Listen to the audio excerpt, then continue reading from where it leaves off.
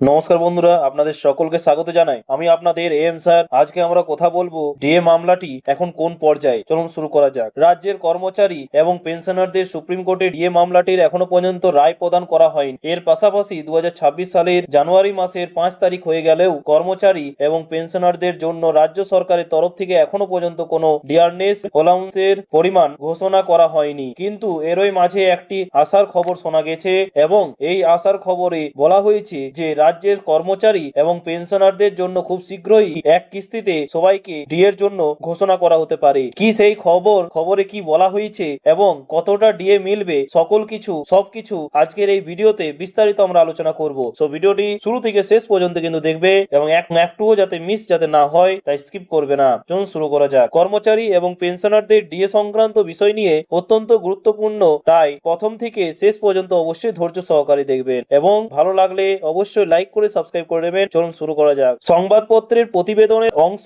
এখানে দেখুন যে প্রতিশ্রুতি মানুষের বলে এখানে একটি প্রতিবেদন দেওয়া হয়েছে। এখানে কি বলা হয়েছে দেখুন। ভোটের আগে অর্থাৎ সামনে বিধানসভা ভোটের আগে সরকারি কর্মচারীদের ভাগ্য ভাতা নিয়ে সরকারি ইতিবাচক মনোভাবের কথা শোনালেন। মানুষ বলেন যে আপনারা সরকারি সব প্রকল্প রূপায়ণে গুরুত্বপূর্ণ ভূমিকা নিয়েছেন। সরকার চিকিৎসা, ভ্রমণ ভাতা, মহার্ঘ ভাতা সম্পর্কে সচেতন। নিশ্চয়ই সুযোগ সুবিধা মতো মুখ্যমন্ত্রী তা বিবেচনা করবেন। এবং কর্মচারী সংগঠনের একটি সভা হয়েছিল এবং সেখানে মন্ত্রী মানস ভূঁইয়া এইরকম একটি প্রতিশ্রুতি দিয়েছেন যে ভোটের আগে সরকারি কর্মচারীদের মহার্ঘ ভাতা প্রদান করা নিয়ে সরকারের একটি ইতিবাচক পদক্ষেপ নেওয়া হয়েছে বা ইতিবাচক মনোভাব রাখা হয়েছে। অর্থাৎ খুব তাড়াতাড়ি, অর্থাৎ ভোট ঘোষণা হওয়ার আগে এক কিস্তি অন্তত পক্ষে ঠিক আছে আপনাদেরকে কিন্তু ডিএ কিন্তু দেওয়া হবে। এবার চলে আসি যে কত শতাংশ হারে বৃদ্ধি পেয়েছে। তো বলে রাখি 4% থেকে 6% কিন্তু বাড়ানোর কথা কিন্তু হয়েছে